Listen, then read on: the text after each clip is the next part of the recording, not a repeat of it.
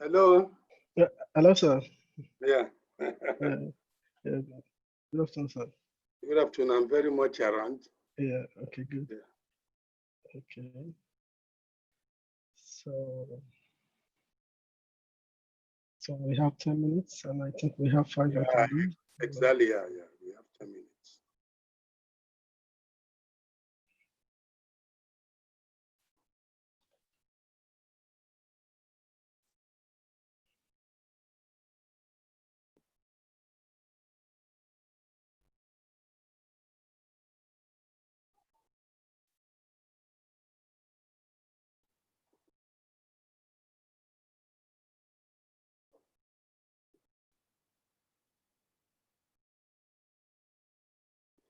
Interestingly, the 5 attendees. Yes, sir. In fact, 4 of them are my students. Oh, that's great. 4 of them are my students from Brunei.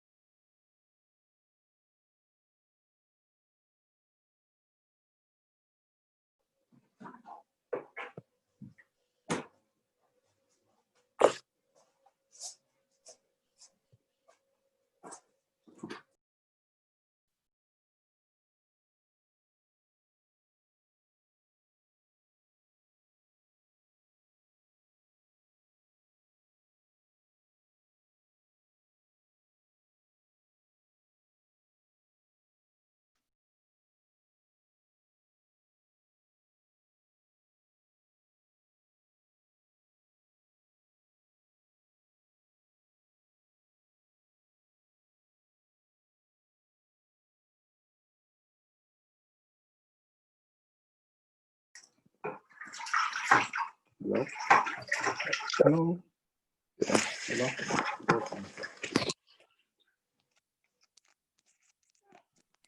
Yeah. Hello, can you hear me? Yes, I can hear you. Okay. So,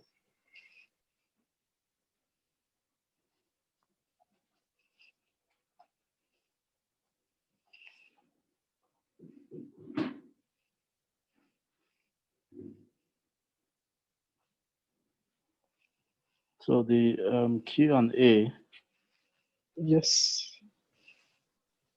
one can, is it that Let me just, we can be collecting the Q&A or the professor can see it from the Q&A? I think you can collect that. Hmm? You can collect that. So when it's the time for Q&A, we can all check through. Maybe you have to put us through one after the other. Okay, what I'll do if I collect it on somewhere, so Yeah. when it's time, I will just paste it again to where you will see it. Okay. Okay. So No that problem. that is all of them together. Okay. No problem. Okay. So we have 10 attendees already. So let me go to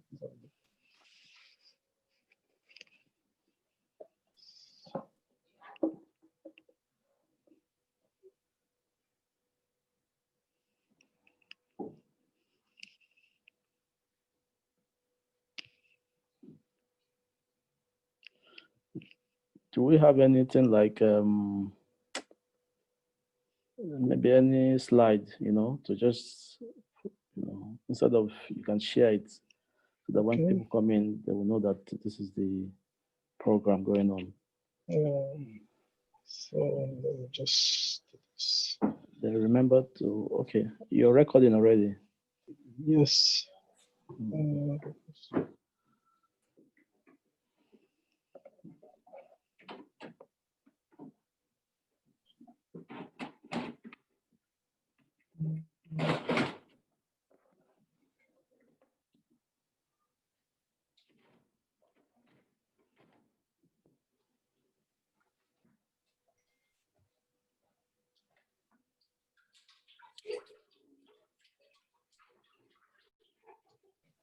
Okay. So there's something that will come to your phone number. Then I think you have to, maybe there's an SMS. Okay, then let me just change it to Facebook.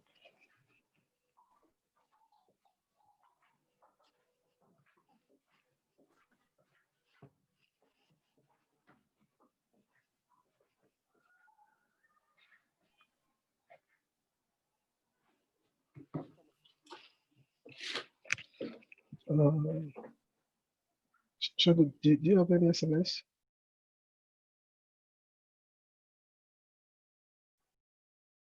Hello. Hello.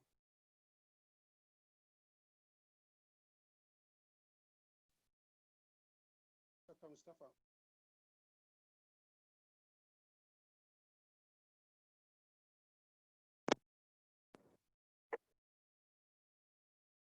Hello, doctor. Yes. So can Would you like we? me to share my slide now? Yes, you can. Maybe at first, let me just have this. Okay. This on the So that the screen. platform will not be vacant. Exactly.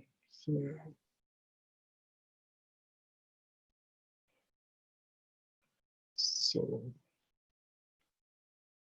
I think so far we have 20 people. Maybe.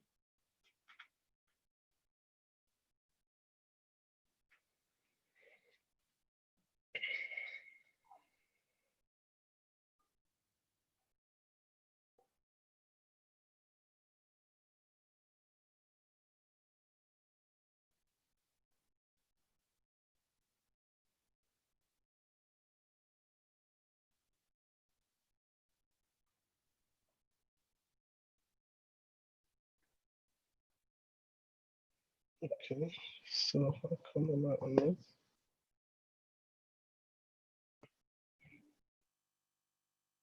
So, Prof? Hello, Prof? Yeah, I'm around. Yeah.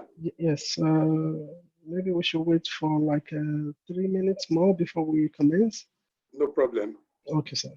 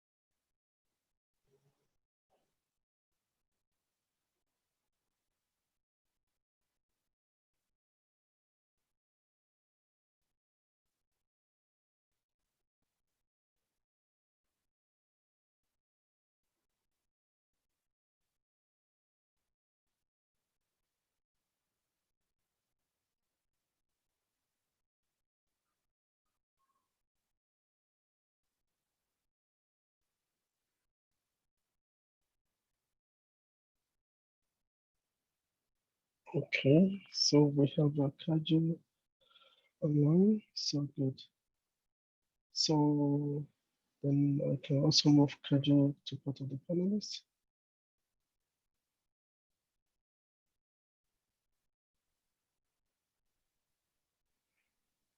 Yeah.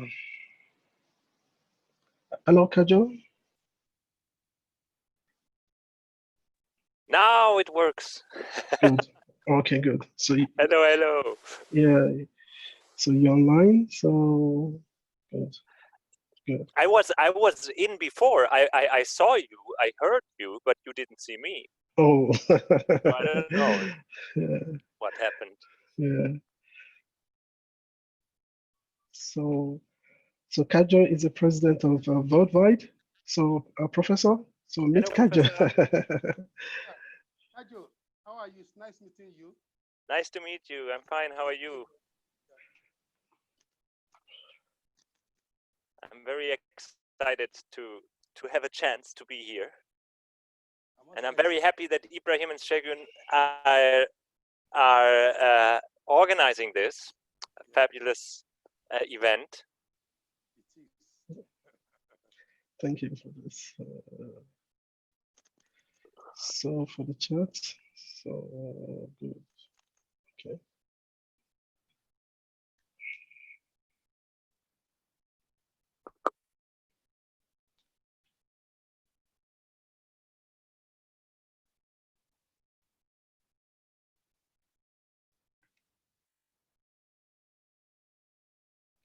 So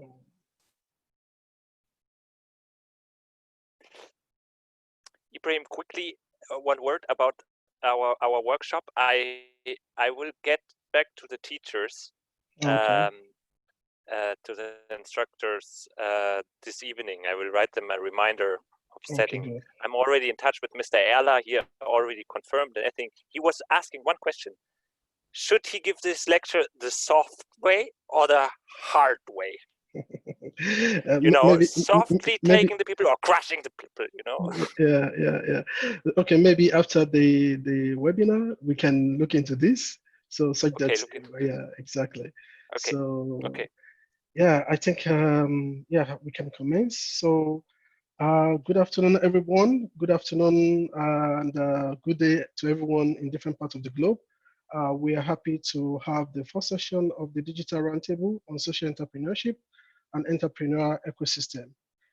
This event is powered by Live Learning Development, Worldwide, AFRIDAT, and AFRIDAT. So all these organizations are located here in Germany. Today, we'll be having a topic on entrepreneurial innovation as a catalyst for the growth of startup and social ventures in the fast changing world. And we have in the house today, Professor Lukman Raimi. He'll be the one to give us this lecture. Professor Lukman is an assistant professor of entrepreneurship and assistant director at the Center for Entrepreneurship, American University of Nigeria. Professor has several degrees and several things in his portfolio. He has traveled wide around the world. He has published several papers on entrepreneurship, and he's an expert in the field of entrepreneurship educator. So, Professor, you have the floor to give us this interesting lecture.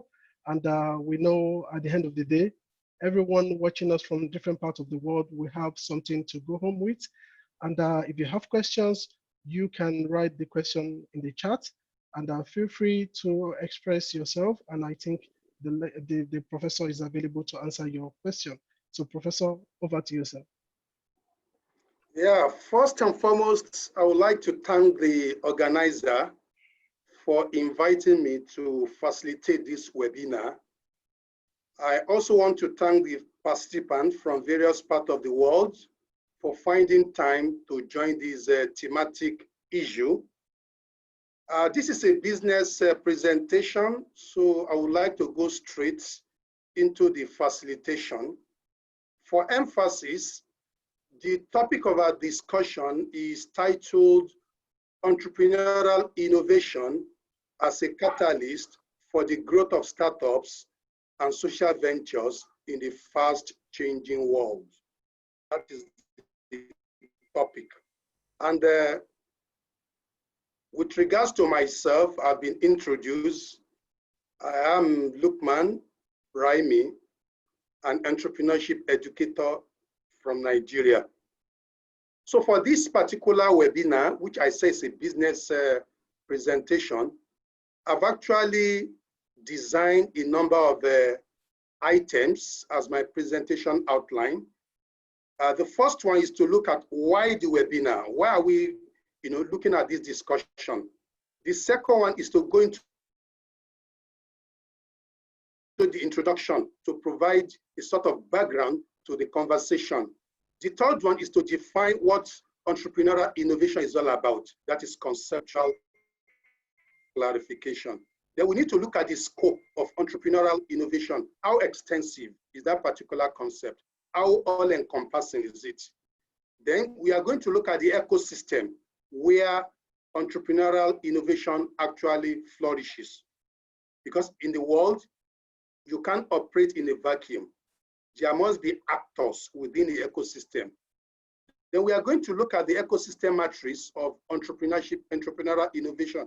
That is, if you attempt to practice entrepreneurial innovation, what are the incentives and what are the efforts you need to put in? And what are you going to get at the end of the day? Furthermore, we are going to look at the paradigms, because when you talk about entrepreneurial innovation, you are talking about a paradigm. You have an old paradigm, and there is a shift to a better paradigm. So within the entrepreneurship literature, there are 5 paradigms, which of course are the strategies that you are going to leverage as a startup owner or as a social ventures. We are going to progress to look at the 10 most innovative companies in 2020 to justify the need for entrepreneurial innovation. Then we are going to look at scenarios, how you can put into practice the concept of entrepreneurial innovation. Then we look at the risk associated, and we are going to conclude looking at the barriers to entrepreneurial innovation. So why the webinar? From the abstracts, I underscore the fact that in the global ecosystem, there is rivalry among businesses, whether startup, whether scale up, whether small businesses, whether multinational. And all of them are competing for what reason? To gain competitive advantage in the market domain. And because of this particular need to dominate the market domain, the various actors deploy what we call disruptive technologies within the ecosystem. Consequently, within the global marketplace, whether US, UK, Germany, Canada, or Nigeria, the slogan is innovate or die. It's like in the academia, you publish or you perish. In the business space too, it's either you innovate or you go into extinction. And that has actually affected so many world-class businesses. Many years ago, they were on the center stage, but today they have disappeared because they refuse to sustain innovation process. Based on the foregoing, this webinar intends to enrich the knowledge, the skills, and abilities of participants about entrepreneurial innovation, including how entrepreneurial innovation could serve as catalyst for the growth of startups and social ventures in the fast-changing world. That's the objective. Then why are we looking at entrepreneurial innovation? There are 3 reasons. Studies have confirmed that even managers underscore the fact that long-term success of their operation, of their business, of their bottom line is dependent on entrepreneurial innovation. Dell, Microsoft, several companies of the world, including companies like Instagram, Facebook, Alibaba, they all underscore this fact. Secondly, entrepreneurial innovation also enables companies to come up with new ideas, to keep their operations, to keep their product, to keep their services fresh if you don't deploy innovation to strengthen, strengthify, reinvent your products, services, and technology, you are going to go into oblivion. And thirdly, entrepreneurial innovation is also required for operational sustainability. When the period of COVID-19 pandemic, so many organizations have deployed entrepreneurial innovation to survive so that their bottom line, their cash flow, of course, will be kept afloat. These are the reasons why entrepreneurial innovation is very, very important. Let us ride on the shoulders of giants. And one of the giants in the ecosystem is Thomas Edison. We all know Thomas Edison is a juggernaut as far as innovation, is concerned. When he was alive, some of his quotes, I want to quote when he said, "There's a way to do it better. Find it." As players, as actors, as a business, owners, as social enterprise owners, it is our responsibility to look for better ways of doing things. Also, Michael Dell, who is the founder of Dell Computer Corporation, said, the only constant in our business is that everything is changing. In the business world, everything is changing. Whether the product, whether the service, whether the technology, whether the procedures, marketing, everything is changing on a regular basis. So if you don't keep with that particular tide, you are going to be irrelevant. Let us now look at the definition. Entrepreneurial innovation, I've come up with. Can you put the slide on presentation mode? The slides, can you put it on the presentation mode? Because it's so. Okay, don't worry. Okay. Thank you, sir. Okay. Is it okay? Perfect, perfect. So with regards to the definition, it is defined as creating competitive advantage in the market domain by substituting, improving, renewing, and reinventing new product, services, processes while responding to entrepreneurial opportunities. I mentioned earlier on that innovation is a concept that has been in the literature for long.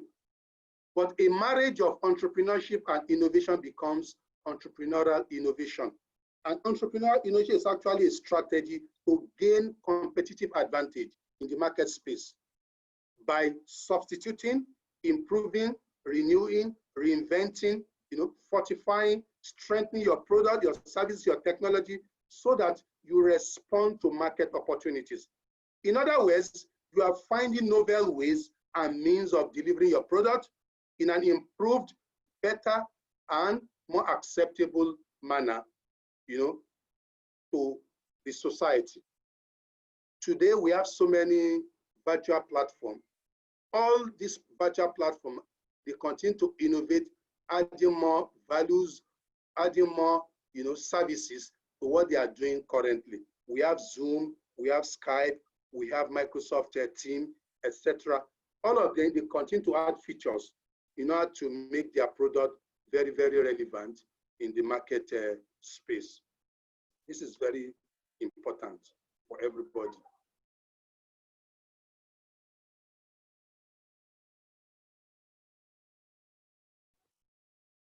Also, let us look at the scope.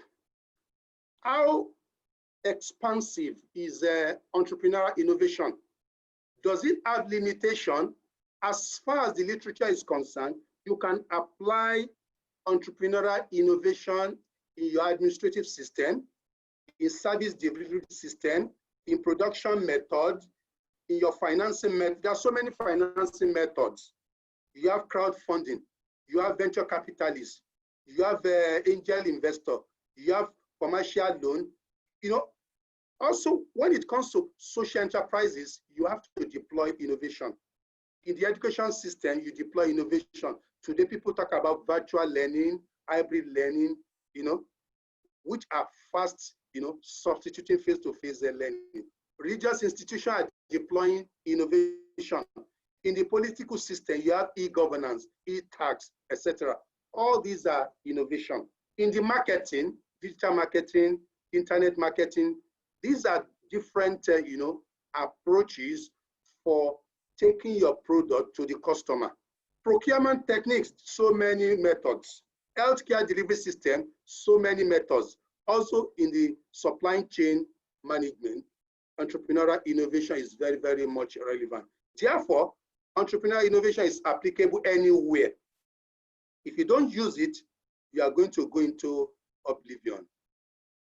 With regards to scope, you can see, you may have new to the world products or services.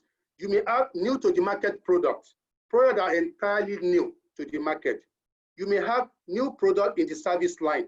You have computer, later you may add other things. These are new products within the service line. You may have addition to products. You may have product improvement and revision. You may have new applications to existing product. You may also reposition existing product that the customers are actually doing away with. You may reposition it to become more relevant, more attractive. You may deploy cost reduction, major new processes, minor new processes, etc. All these are the scope. As beautiful as entrepreneurial innovation is, you cannot act in a vacuum. You must act within an ecosystem. An ecosystem is actually the environment where startups, scale-ups, and other types of businesses operate.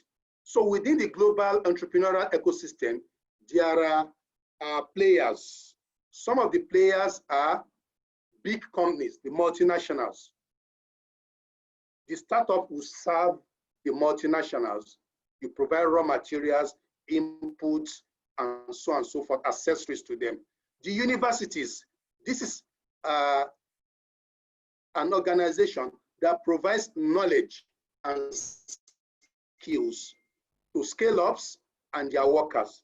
The funding organizations like banks, the angel investors, venture capitalists, etc., insurance companies, all these are funding organizations. And the service providers too, within the ecosystem, they are also very important. Your product, is dependent on raw materials and the services you are able to get from the service providers. And also you have your research organization who help you develop your prototype, your minimum viable product, or what we call the sample, before you commercialize within the, the market space. And more importantly too, there are support organizations. In every economy, you have support organization. In Nigeria, for instance, we have the Chamber of Commerce, we have the small and medium scale enterprise development agencies, and so many support organizations supporting micro, small, and medium enterprises. All these people within the ecosystem, they serve one role or the other. And the roles of all of them are mutually beneficial. So within the ecosystem, you must actually collaborate with others. Let us now look at the concept of ecosystem matrix and entrepreneurial innovation. Let me pick Germany, for instance. Within Germany, you have what we call the ecosystem, which I've just explained. And within the ecosystem, for you to have competitive advantage, you must deploy entrepreneurial innovation. And to deploy entrepreneurial innovation, you need talent, you need knowledge, you need skills, and you need abilities. That is represented by this horizontal axis. So if you move from left to right, you are increasing your talent. The degree of talent you are deploying, the degree of knowledge you are deploying, the degree of innovation you are deploying from left to right. And on the vertical axis, however, you have what is called the incentives. When you deploy innovation as Zoom or Skype or Microsoft, you are entitled to incentives. So within the ecosystem, there are 4 types of ecosystem. The first one is what we call barren startup factory, which is a desert ecosystem. In this particular ecosystem, the talent you deploy is very, very low. The innovation you deploy is very, very low. And so the incentive you are going to get also will be very, very low. That is represented by D. Most third world countries don't deploy innovation. They don't value new knowledge, new skills, new abilities because of the socio-cultural system. Consequently, the incentive to start up, scale up, and other type of business is very, very low. That is why we call it desert ecosystem. The second one, which is the C, under C, you deploy more talent, more skills, more innovation, but the reward is low because of the bureaucracy in such a setup. They have red tapes, administrative bottlenecks. So those administrative bottlenecks will rub off on the incentives. Instead of getting higher incentives by deploying innovation, talent, you are getting less than optimal. Then the next type of ecosystem that you see in the world is what is called the incentive-driven startup factory. In this particular ecosystem, you deploy little talent and innovation, but you get humongous incentives. In such an environment, we call it emerging entrepreneurial ecosystem because we are seeing signs of what? A very good future. You are deploying little effort, little talent, but you are getting very big incentives. In such an economy, they operate in what is called blue ocean. The service provider, the manufacturer is having advantage because of very few competitors. So it deploys little talent, little innovation, but you get very large incentives.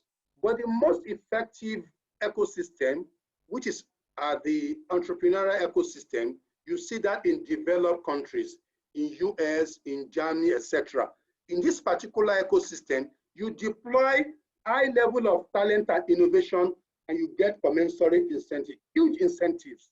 Look at Zoom, look at Microsoft, look at so many companies, even in China, and so on and so forth. They put in a lot of innovation, and what are they getting? They are getting larger incentive. This is what is meant by ecosystem matrix. So as startup owner, you need to identify your ecosystem. Are you operating in the desert ecosystem? Are you operating in bureaucratic ecosystem? Are you operating in emerging ecosystem? Or are you operating in entrepreneurial ecosystem? The best is usually entrepreneurial ecosystem, followed by emerging entrepreneurial ecosystem, because you put in little resources in terms of innovation and you get higher level of the incentive, but it's just for the short term. This incentive will attract more companies and they will compete with you and they will cut your market share and you won't be able to get the larger incentive that you have been enjoying.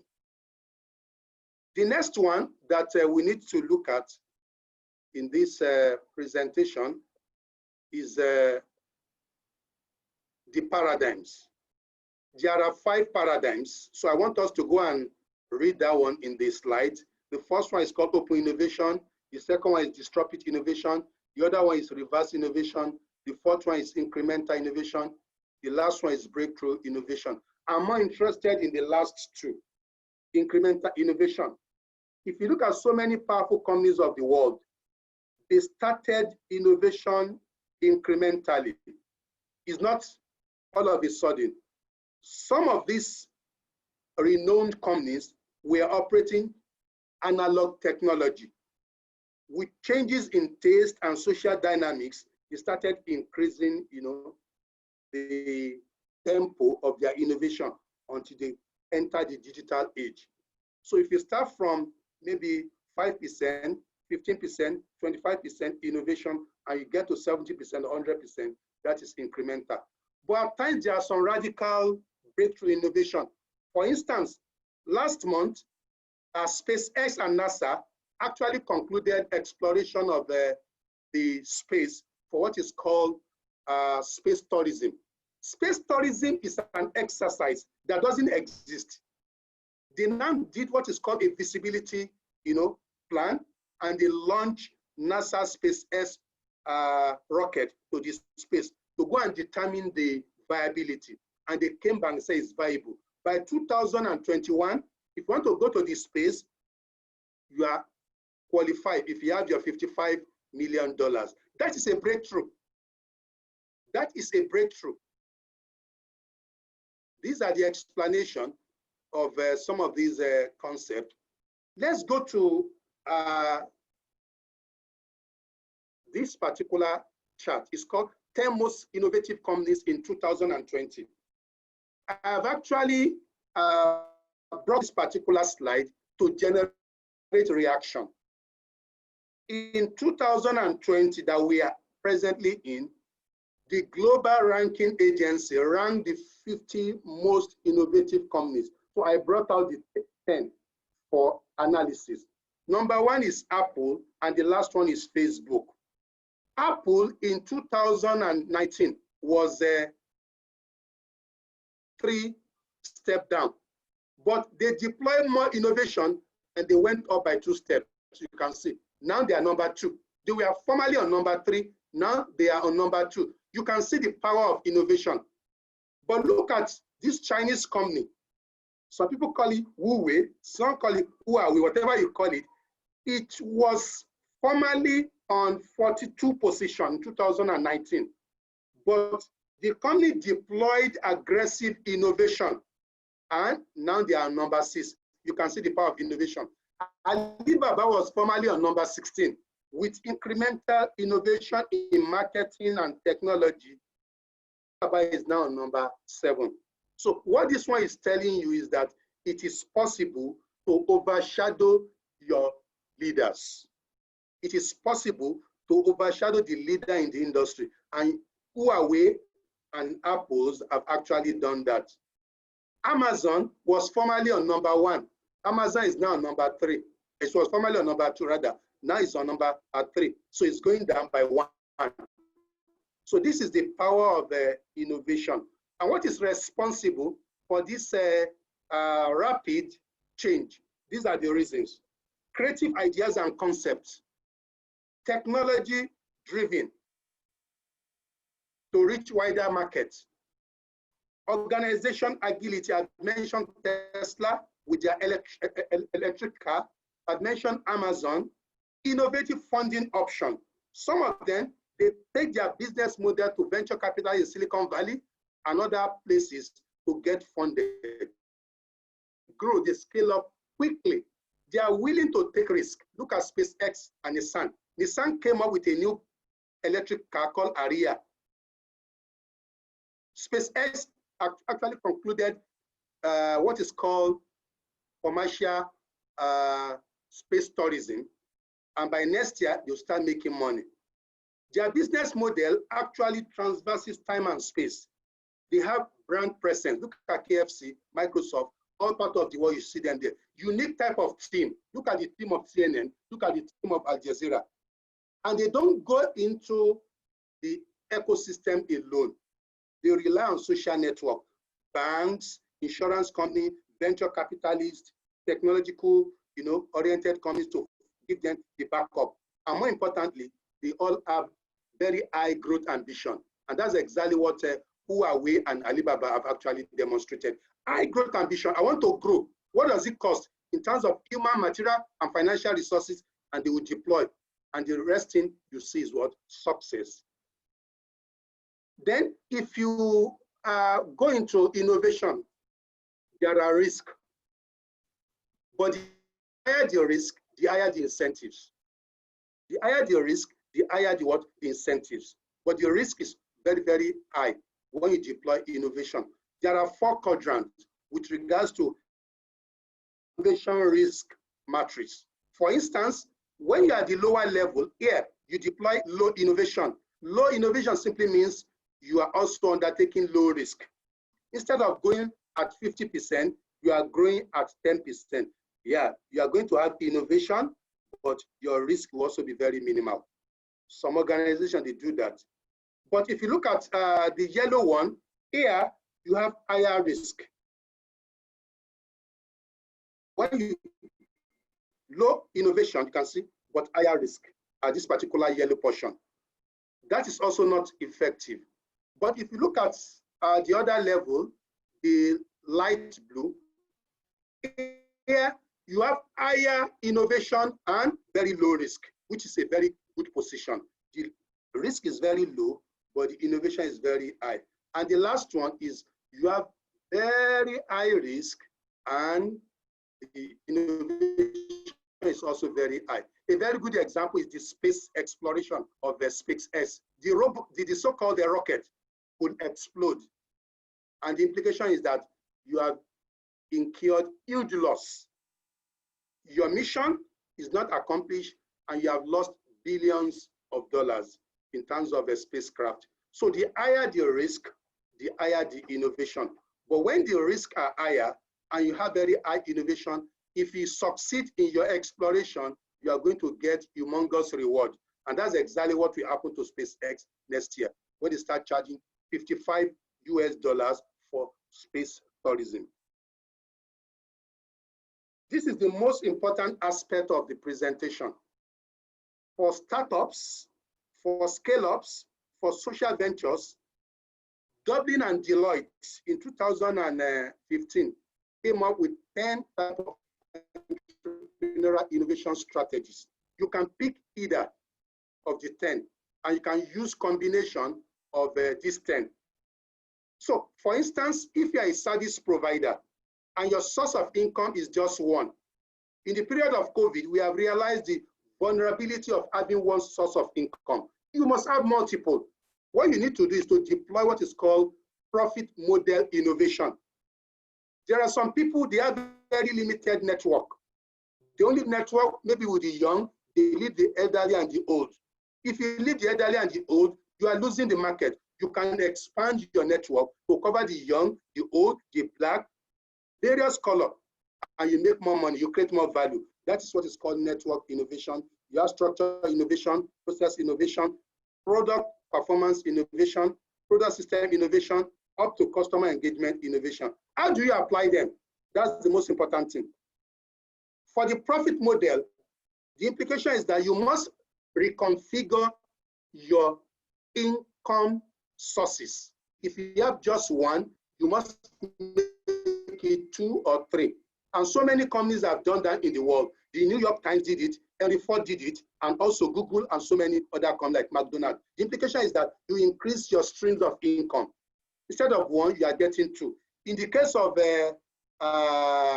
Henry Ford, what the person did was to dominate the entire value chain. You are producing automobile. Instead of buying parts from other companies, you can set up a subsidiary that will be producing parts and selling to you. So you are making money through network, through profit model, through structure, and other means. So all these are very, very important. With regards to offerings, what are you offering? You offer only one, you can increase the offer to 2, 3, or you can even magnify your services to be more, rewarding to customer. And some of the tools for doing that is product performance and also the product system. For the experience, you want to increase the experience of your product, of your technology, so that you become more competitive. Some of the ways to go that is service innovation. You can innovate your services. You can expand your channels. You can magnify your brand to become leading brand, so that people will do what we call shift of loyalty from the old product to a new product. You can also do what is called customer engagement. You engage customer more. And when you engage them, they become loyal and also are responsible to you. So if you look at the implication of this in the business world, Deloitte is a world-class management consultancy. It makes its money from consultancy. But in recent times, it actually leveraged profit innovation by also providing another service, which is called project tracking. So they will help you look at your business model. They will help you look at your consultancy document.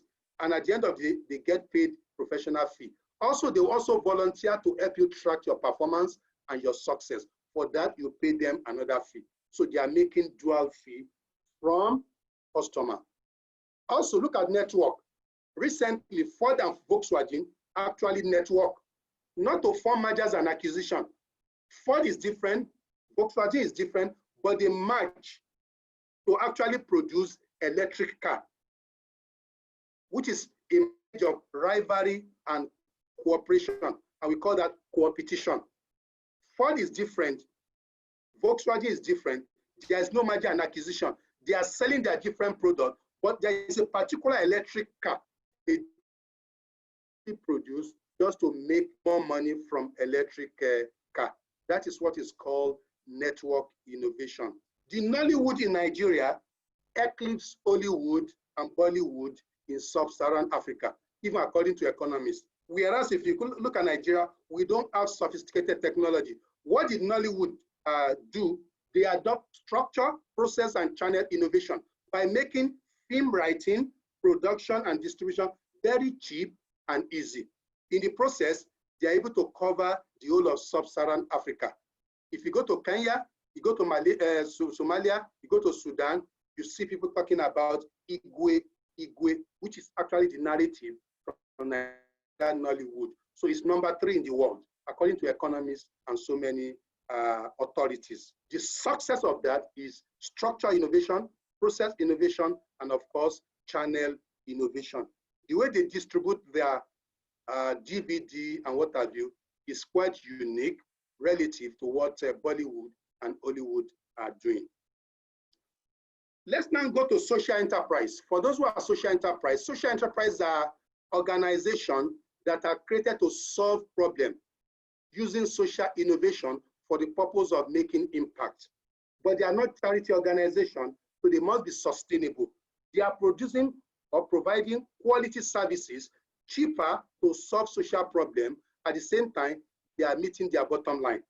A very good example is Alenka Easyway. It's a social enterprise in Australia that is out to solve tripod social problem of 1, smoking, vaping, and alcohol.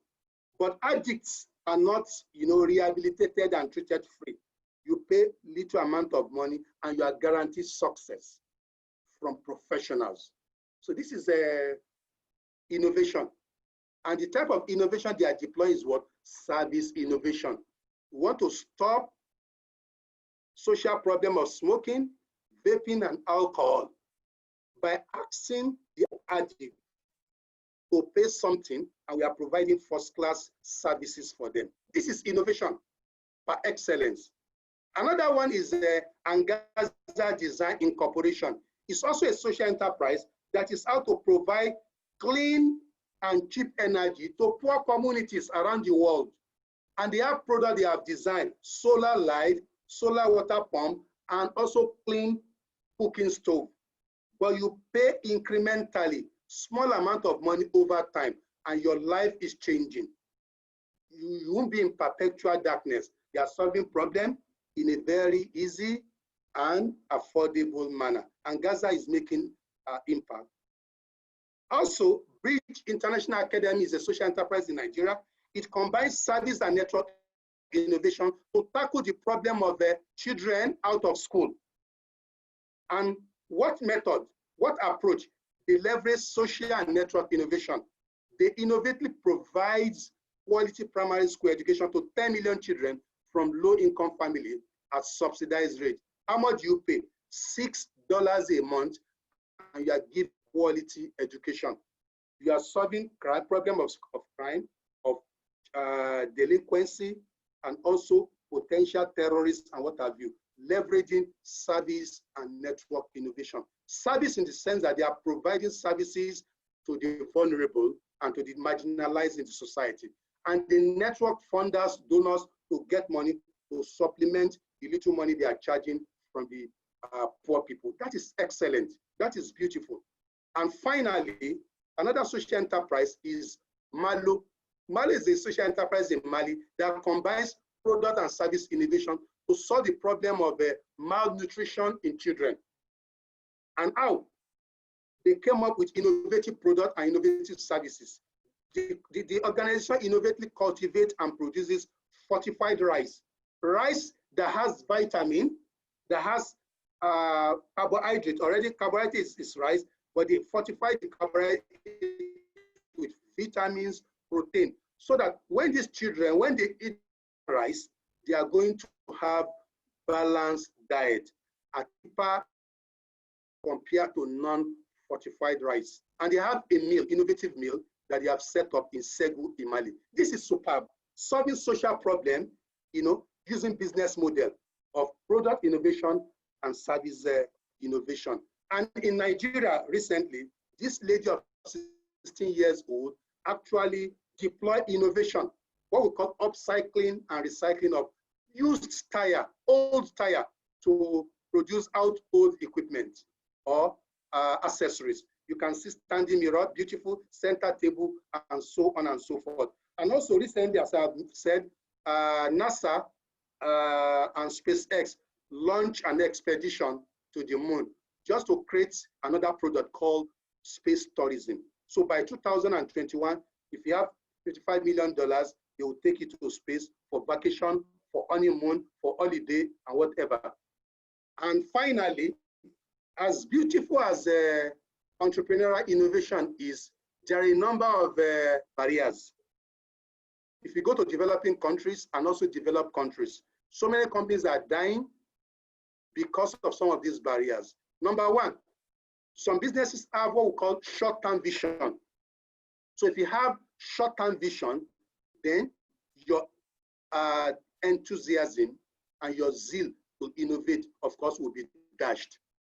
Some people are also contented with what we call followership syndrome. I want to remain number 4. I don't want to be on number 3. I don't want to be on number 1 because of the risks and also the stress involved. That is a wrong thinking.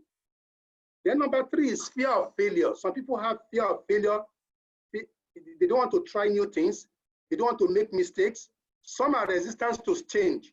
They want the status quo. We all know of Motorola.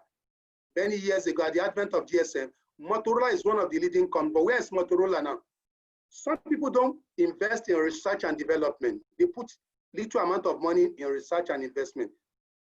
And if you put little amount of money in research and development, you won't have higher incentives. You won't have higher incentives. The more investment you put in R&D, the more opportunities you get. Then some people don't like to, associate with red ocean, where you have competition and rivalry. They prefer blue ocean. I'm the only person, I'm the only marketer, I'm the only seller. That will not make you innovate. Then there's complacency to changing market dynamics, change in taste, fashion, and so on and so forth. We're in COVID era.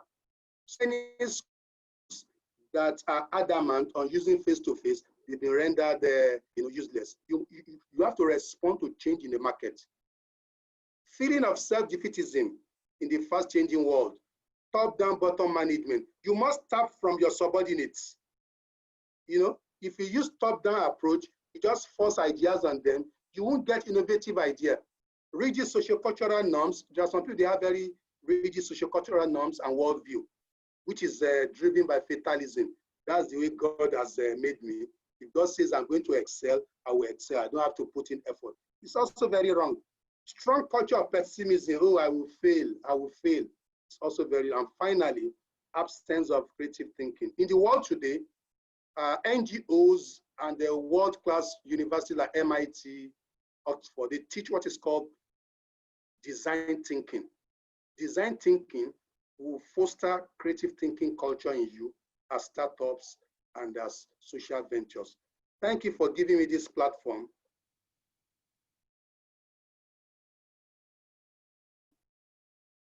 So that's the end of the presentation. Moderator. Okay, thank you, Professor. Hello, can you hear me, Professor? Clearly, I can hear you clearly. Yeah, thank you. Very nice presentation, as we can see. I think most of our audience will have, they have questions that they want to ask, and please, audience, if you have questions, you can still drop it on the Q&A section. We can also launch our poll. Yeah, we can also launch the poll. Maybe we could launch a poll while Ibrahim is trying to launch a poll. Somebody asked, my question boils down to how Nigerian universities can embrace AI to improve students' entrepreneurial experience, engagements to curb post-study unemployment. Beautiful. My direct answer to that is that I teach in the American University of Nigeria, and we actually leverage entrepreneurial innovation in teaching, community services, and what have you. For instance, in the American University of Nigeria, all our teaching and learning is done using face-to-face and also virtual learning. We use Canvas. More importantly too, we use experiential approach. We embed case study, video, study tour, internship in what we do. If you go on internship and you see what is a factory, how a factory is run, you'll be motivated and you ask questions. It's not a case of theoretical rendition. I'm seeing it, I can feel it. You can build network. Our students in American University, they also work with community. It's part of the curriculum. You work in the classroom and you also work in the community. You execute projects. Through that, you learn social entrepreneurship. You learn how to develop business model. You learn how to write your business plan. You learn how to pitch, how to submit your presentation to panelists. That is what is called pitching for funding and what have you. So these are the things we leverage. So Nigerian University should do this. Also, American University has network of businesses. You know, there's hotel that service American University. There's a printing press. There's club. You know, there's also a grant agency. Most of the projects you see in the Northeast, funded by USAID, DFID, are won by the university. There's an organ of the university called Article Center for Entrepreneurship and Development. I want to tell you they have more than 2 billion grants as we speak, 2 billion naira grant that they are executing. And community is feeling the impact. So Nigerian University should do that. They should turn university to factory. 3 things are very, very core in university: teaching, research, and community services. Your teaching should not be just theoretical, should be teaching that will make people entrepreneurs. Your research should not end up to become esoteric research, but they should be research that will come up with patents and ideas that will translate into business model. Then your community services should not be just one-off, they should become what we call social enterprises. That is the answer to that question. Yeah, thank you very much. Please, if you have further questions, drop it on the Q&A section. And I think I have one question. And I would like you to elaborate on what you meant by blue ocean and red ocean. Beautiful. In the ecosystem simply means the environment where you operate. Strategies in the field of management and entrepreneurship, the degree of competition in the environment using the term red ocean and blue ocean. If you have a business environment where you have many actors, for instance, you have Alibaba, you have Walmart, and so many others, maybe like 15, acting in that particular environment, trying to compete and gain the attention of customer. Through that, some will increase the price, some will reduce the price, some will increase the quality, some will give you moderate quality. That type of environment is called red ocean. It is competitive. There is a rivalry, and you are going to sweat and work to be relevant. But a blue ocean is where you have one person dominating that particular environment, or one person selling that particular product, or few persons. All of them are having field day. They are enjoying. If they like, they deploy innovation. Because if they don't deploy, do you have option? You live in a place where all of you need sliced bread, and you have only one bakery. The man doesn't need to innovate because you are at his mercy. So such an environment is called blue ocean. However, in a blue ocean, there's tendency to make very high profit. And that high profit will attract more companies who will deploy innovation and better services, and they are going to overshadow you. If you are not careful, you are going to lose that particular market. So theorists, in the field of strategic management, describe the degree of competition, rivalry, opportunities in the environment using blue ocean and the red ocean. Yeah. All right, that is really impactful, very nice. In fact, this is my first time of hearing what the blue ocean and red ocean in entrepreneurship. Anyway. And somebody, Erastus, said, I like the Agaza model and the impact it's making to too many people. the impact it's making to so many people. Sorry, I didn't get that. So it is very clear. Yeah. Okay.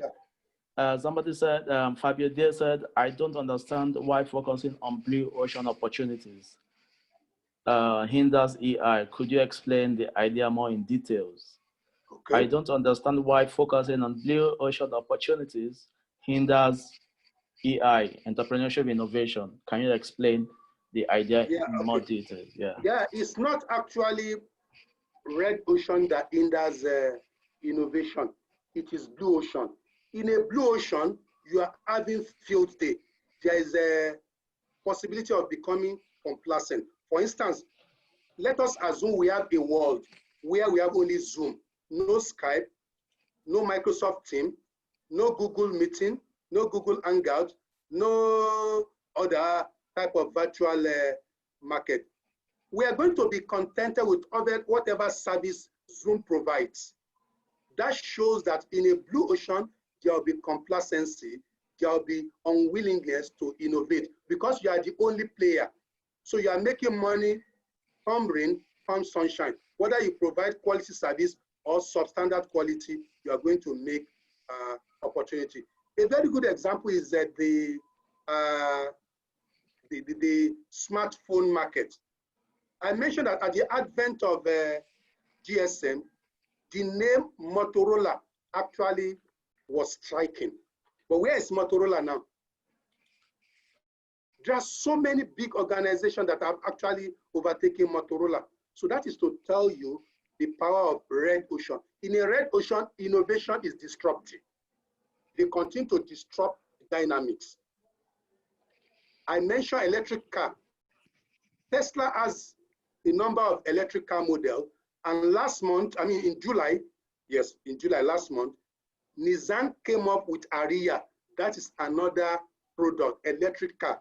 The cost is $49,000 if you want to buy it. It's a red ocean.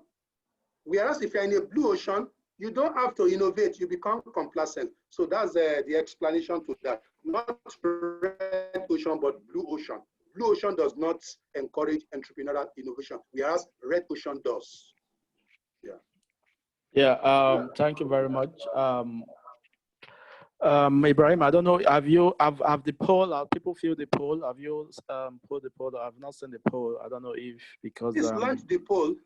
Please launch the poll. We can't see the poll. We can't see it. Dr. Moritala, please. Yeah. So Kajostella asked, what about WD-40? Why is it so successful despite its entire absence of innovation? WD-40 from Google here, it's a trademark name of a water dispensing spray. The spray is manufactured by WD company based in San Diego, California. So I think they do they manufacture lubricants and sprays. So somebody said even at the absence of innovation, they are still successful. Is there any? That particular statement is actually relative. It's relative because developing a water dispenser itself is innovation.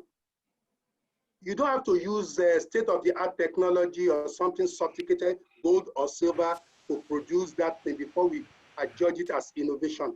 The reason why other players are not entering is because the cost of producing that thing to them is very, very expensive.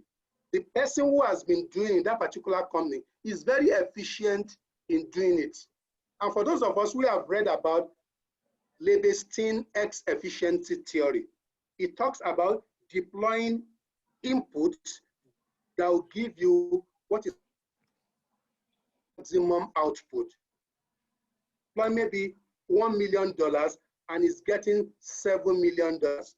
Other companies that attempt to do that, they put $1 million, probably they are getting back their 1 million. So many of them will go back.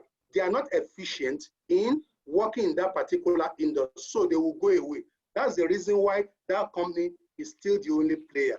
It's very efficient in doing that thing and is able to produce it cheaper, better than some other people. So that's the explanation from a strategy point of view. Yeah, thank you. That is also relative, as you earlier said. Exactly.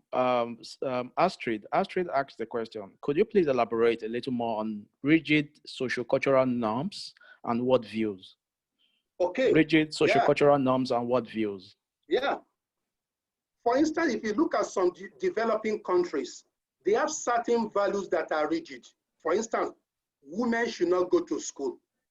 Whereas in societies where women are allowed to go to school, some of these women actually unleash their entrepreneurial talents and innovation, and they are making fantastic development around the world. Look at this young lady in Pakistan that won Nobel Prize. It's a young lady of 15. She believes in girl-child education, whereas the Taliban, they actually wage war against lady going to school.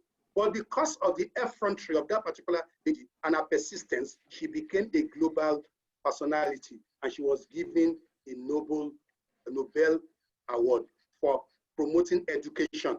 That is a rigid sociocultural value.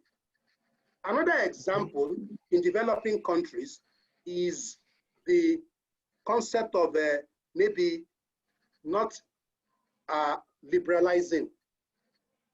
Liberalization of the economy allows, players from within and outside the country to invest in your economy. Some will block their economy from allowing foreign direct investment. It's a rigid worldview because they believe in what is called monopoly. That itself will not promote innovation. Nigeria actually upholds that in the telecommunication company. But in 1991, we liberalized, and today we have MTN, we have Go, and so on and so forth. But look at the telecommunication environment. It's very, very beautiful. Okay. That's what's called rigid with economic values. So, Prof, for the first poll, do you have any comments to the result of the first poll? Yeah, the answer is actually right. 89% got it right. Both created innovation and commercialized them. Beautiful. Okay, so then we go to the second poll. Yeah, let's go to the second poll. Yeah. So, the second. Yeah, second one. Let's see how current are we with regards to innovation ecosystem.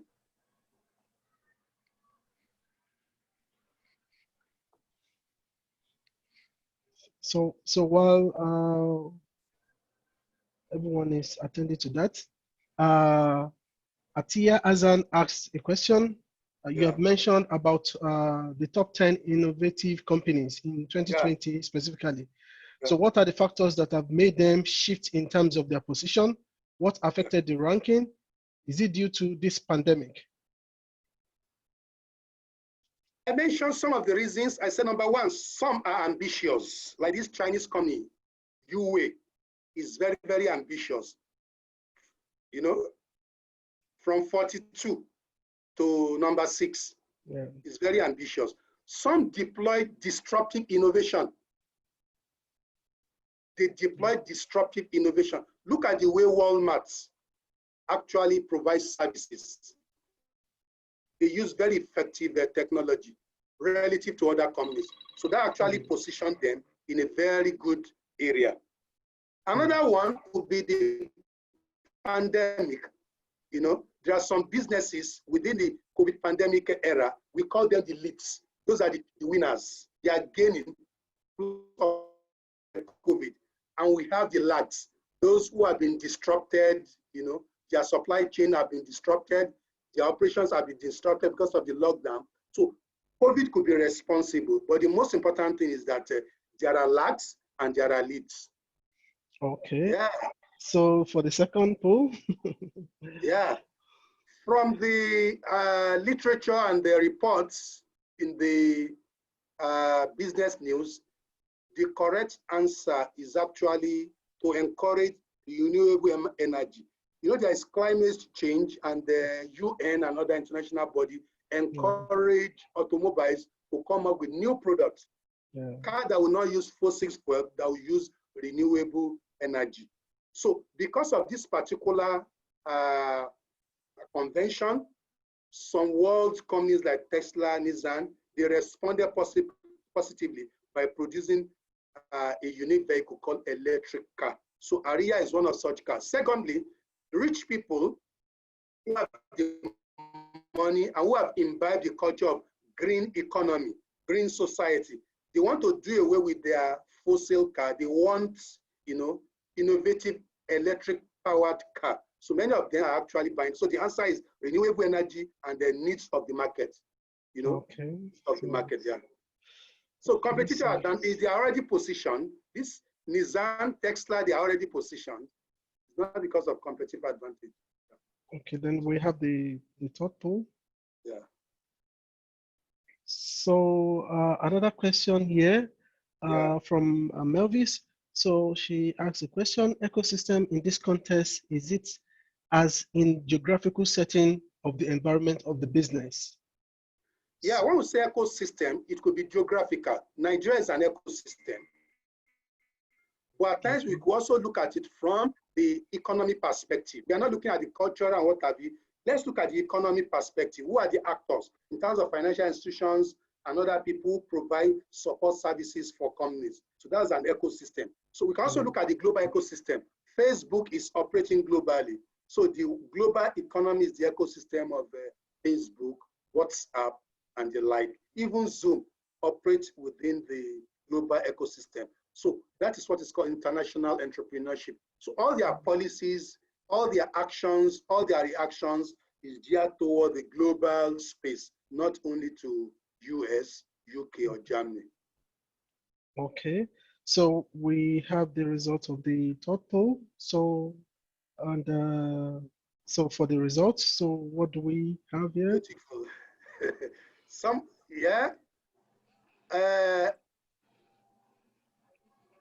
The right answer is actually number one. If you look at the policy trust of SpaceX, SpaceX actually collaborated with NASA because NASA has the expertise. NASA has been going to space for exploration, quest for more scientific exploration. They've been doing that. China has been doing that. Russia has been, advancement of human, they've been doing that. But at this point in time, the August 20 NASA space rocket that returned to the Earth actually went there on what we can call visibility expedition.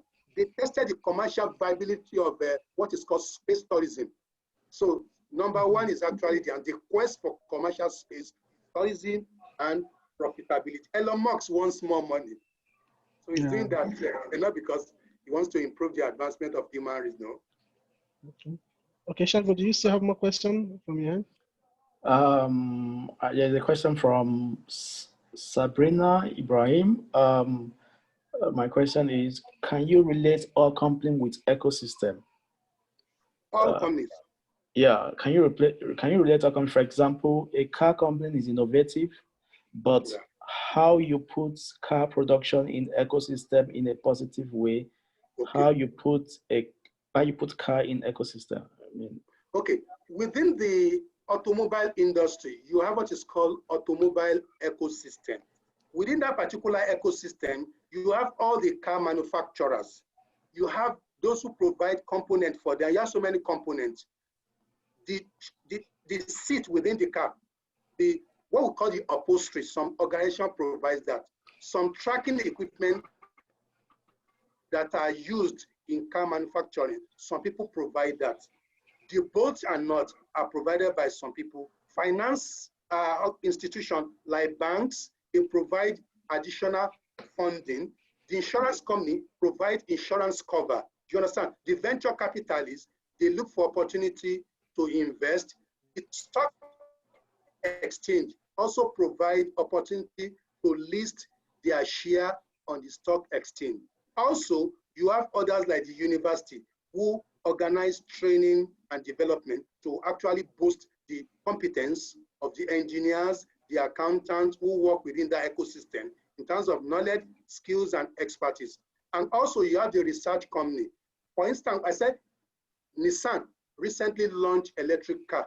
They actually did a lot of simulation and also research testing in research institute, either owned by them or by another person within the ecosystem. So within the automobile industry, I've actually described what an ecosystem looks like. Nice. It's a conglomeration of actors who call for mutually beneficial relationship.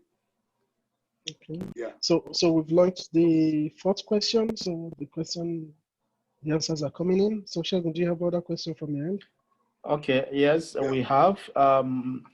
In terms of e-commerce, this question is from Ugochukwu. In terms of e-commerce, do you think entrepreneurship innovation AI would help improve customer purchase when easier payment methods are used, e.g., using recharge card vouchers to curb the scale of entering bank details shopping online? So I think what he's trying to say that in terms of e-commerce, having is clear, right? Yeah, yeah. Okay, good. Yeah, good. The questioner asks a question, he has actually provided the answer. If you look at Walmart, you look at Alibaba, the reason why these guys are making humongous profit is because they deploy very effective, very efficient payment system. They launch promo, they are customer friendly, and they also use what is called business analytics. On the explored market, they look at your profile and they market directly or indirectly to you. Before you know it, you start buying from their network. So the guy has provided the answer. Yeah. Okay, nice. So we have the results of the... Yeah, 73% got it right. According to Elon Musk's SpaceX organized by 2021, yeah, space tourism will cost $55 million per individual. From business standpoint, what is the market target? The adventurous billionaires, of course, Mark Zuckerberg, people like even Trump can afford it. Our own Liko Dangote can afford it. So just for exploration.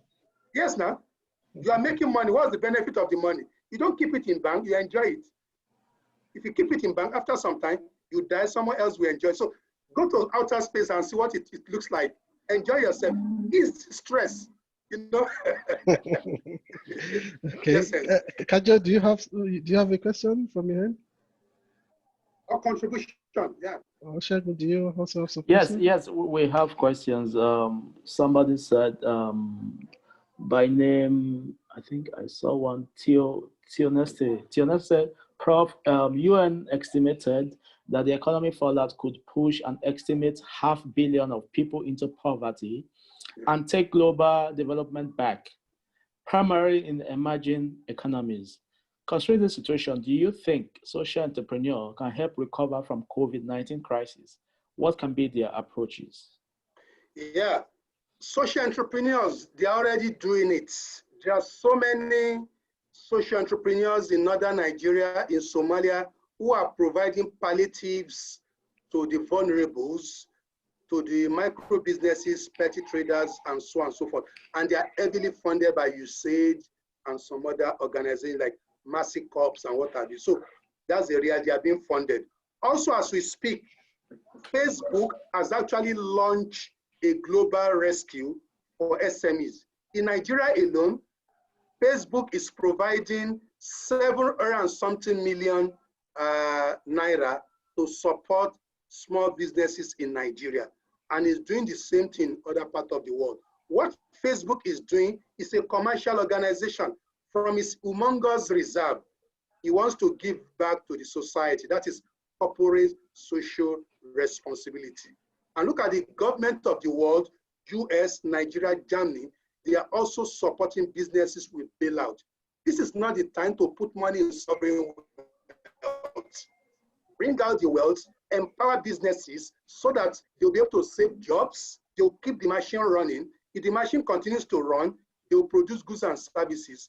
The customers will have money to buy it, and you are going to economic development in the economy. But if you allow companies to shut down, then it will be disastrous for the company and for the national economy. Yeah, thank you. Another question from, a question from Najamul. It was nice. This is a nice presentation. We can encounter multiple problems on daily basis. There's a motivation and willingness to start and contribute positively in making this world a nice place. though very optimistic, but not impossible. Can you please share some resources as how to materialize ideas into practice? Okay. If you want to materialize ideas into practice, the first thing you do is what is called business model on canvas. It allows for ideation to be developed. In a business model on canvas, there are 9 sections. There's a place to actually express what your business concept is all about. Then who are your target customers? What are the key resources you need? And so on. So if you develop a business model on canvas, it will help you shape your idea. And it will help you to test the validity of that particular business concept before you put money. So I would advise you go to the internet and Google business model canvas. It's actually a framework with 9 sections. When you develop your business idea using that particular framework, then you now develop a business plan. But most people, they go for business plan first, whereas without a business model, your idea will not really be concretized and developed properly. Then you need to ask yourself, am I going into commercial venture or social venture? So it's very, very important. For commercial venture, the bottom line is profitability. Whereas for social ventures, the bottom line is what? Social impact. Do you want to make social impact, or you want to make social impact and you make profit? So you have to ask yourself that particular question before you venture into the world of business. So this particular poll, the 83% has it. Yeah, that's the answer. Absolutely true. Okay. So, okay, good. To buttress what Professor just said, of course, when you go online, there is the social model canvas and the business model canvas you could download and practice. This is why we are hosting this kind of webinars and workshops. For example, we are going to be holding a workshop in Duisburg, Germany, on the 8th of September, where we teach social entrepreneurship, innovation, and ecosystem. There we are also going to, from the outline, we are going to teach social entrepreneurship, how to ideate and also create impact, up to creating impact. So we have a lot of trainers coming on this day to deliver this workshop. And also, as time goes on, we also want to put most of our workshop online on webinars. Most of our trainers could also repeat these workshops, how to develop social media or social business model canvas, how to develop business plan, and how to create, how to translate a purpose idea to creating impact or creating impact in your locality or over the world. So this is the essence of this webinar series, this nugget series, and with time, more of this kind of webinar will be presented to you. We'll send you emails, and then you can also listen to seasoned experts like the prof, that will come in the future. So somebody asked a question here. Go ahead. What you mentioned that the concept of EI can even be applied and spur religious segments. How is that? Yeah, if you look at a religious organization, for you to reach large number of people are deploying technology.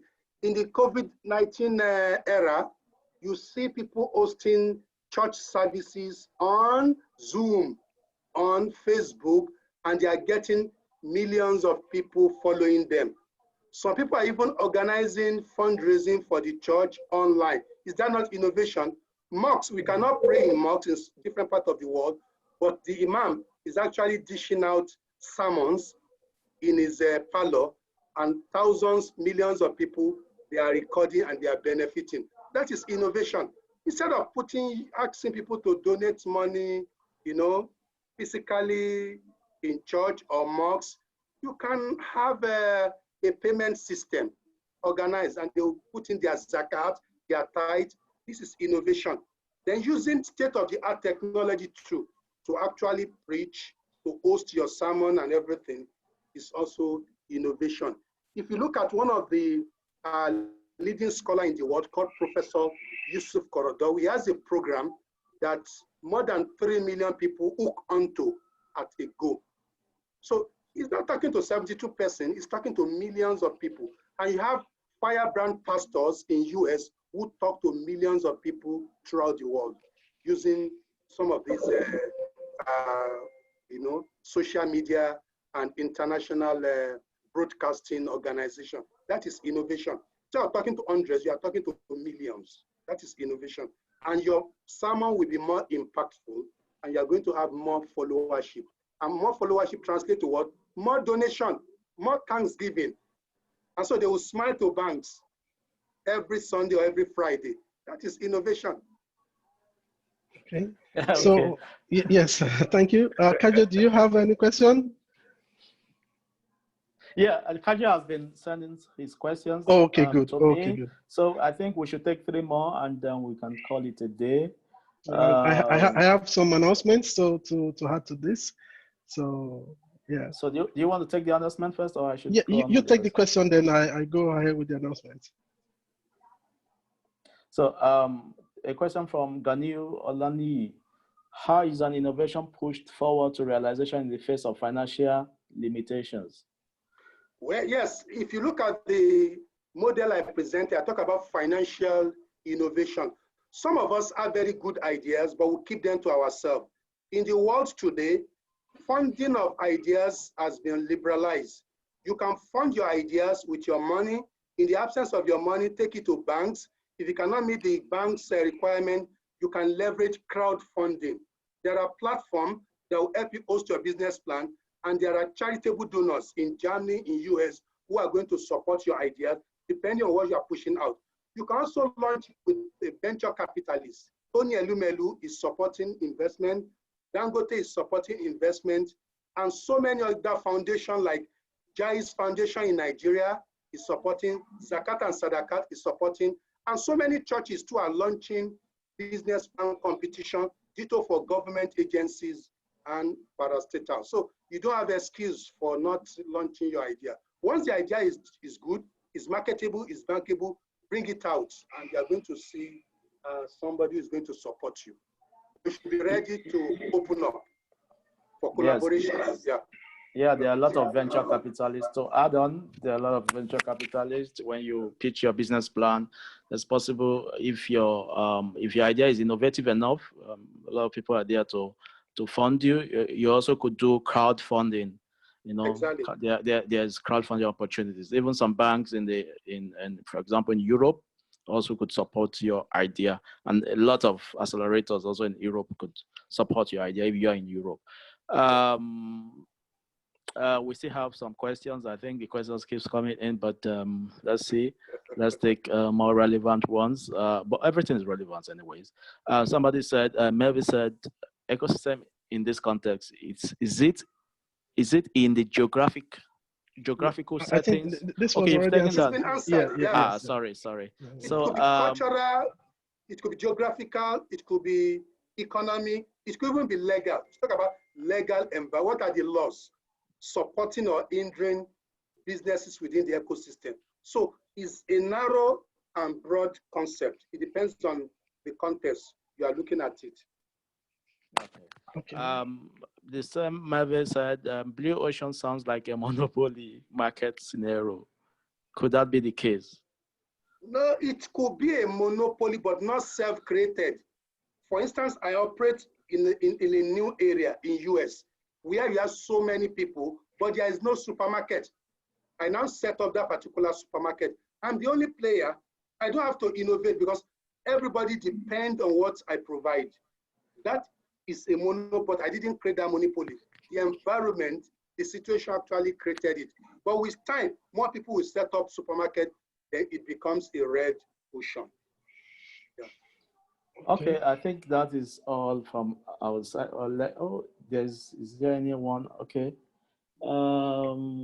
Kajo from Kajo Stata, should innovation in some cases not be restricted when it produces externalities like that are harmful to the society, environment? Or do you think the innovation of market economy will actually solve this problem, hopefully in time? Yeah, the person who asked that question actually provided indirect answer. You see, what we have mentioned, innovation is a concept that is open, that is encouraged by all governments of the world, but there are limitations. Nuclear production is innovation, but at the global level, the international community is not encouraging every dictum and Ari to have nuclear facility. That is why Iran is being, prevented. Because if everybody has nuclear weapons, it leads to nuclear proliferation, and that will then bring about, war and devastation to the world. Also, in every economy, if you want to produce certain products, which is highly innovative, if the government feels that it is injurious to the environment, they may not approve it. So there are legal constraints, there are cultural issues, and what have you. For instance, in some countries, people want to deploy innovation in the area of improvising for meat, growing meat in the laboratory. It's been done in China, Israel, and other parts of the world. But in the Muslim world and some other, it will be resisted. Because growing meat in the laboratory, people find it offensive. Is it really meat or chemicals, mixed together? So government of some country will not allow that. So there are always limitations to the extent of innovation deployment. Okay, good. So thank you. And I will quickly run through one or two announcements. So like we have here, we have the Social Entrepreneurship and Innovation Ecosystem Workshop. Will be coming up on the 8th to 11th of September in Duisburg. And we also have some lectures that are lined up for online sessions, so which you can also join. For example, venture and product branding plus digital marketing by INA. So, and we also have financing possibilities of social enterprise by Tammy Charles. Then we also have design thinking and storytelling by Julia. So we have a lot of lectures during this period, and some will be online where you can also join. Then next month, we'll also be having another session of the Digital Roundtable, which will be delivered by Tammy Charles and Dorothy Estrada. So the topic is learning from failures, the story of Ambrosia Global and the Earth Prize journey. So we plan to always have this Digital Roundtable every time, such that we can also learn from one another. We can also encourage the knowledge sharing. And yes, I would also like to thank Professor for all this lecture. It has been very wonderful. We've learned a lot. And before I say something, I will first of all ask Kajo to give a thank you message. So yeah, Kajo, go ahead. Professor Raimi, thank you very much. Thank you very much all the way from Nigeria to give us these insights, very condensed, how to run successfully a startup, which is exactly the topic that we're gonna go in deep in depth in 2 weeks at the workshop in Duisburg, and it's a wonderful first step, wonderful start you have given us. I think it's very encouraging in a condensed way. These rules and guidelines that you have given us. Thank you very much. My pleasure. So, like I said to the entire audience, this event is powered by Live Learning Development, AFAO, Weltweit, AFAO, and AFRIDAT. You can always look on our website and see what we do. A lot of all these sessions will also be online, but you can also have the opportunity to watch them again. So on behalf of the team, Professor, we are presenting this to you as a certificate of recognition for your efforts, and we hope you accept this from us. And we thank you so much, and we know we'll be calling on you because we are trying to create a larger ecosystem of entrepreneurs where they can learn and co-share knowledge. So thank you, sir. Thank you for coming. It's my pleasure. So, yeah. So maybe you also have one or two things to tell us. Well, first and foremost, I want to appreciate the coalition of organizations for inviting me to give this maiden webinar. In future, I hope to add value to your organization if called upon. Then secondly, on a lighter note, you have to amend your certificate to Lukman. The O should be A. Okay, no problem. And finally, to the audience, I want to say you are wonderful. Thanks for, joining the discussion. People are, are hanging around from different parts of the world. That shows the value of the team of the webinar. So thanks to everybody. And it's my pleasure to be called upon in future to render the same service. Thank you very much. And have a good day. Yeah. Thank you, sir. So on behalf of the entire team, you also have the possibility to also reach out to Professor on his, I think on his details. So his email is there. So you can always reach out to him. And on LinkedIn, you can also find him on LinkedIn. So yes, on behalf of the entire team, Kajo, Shegun, thank you so much for making this happen. So we meet again in Duisburg for a lot of lectures that will be online, and also the one coming on the 25th. So thank you. And this will also be the commencement of other digital roundtable in the near coming weeks. Thank you. So bye-bye from now. So bye-bye from now. Thank you. Thank you. Bye. So.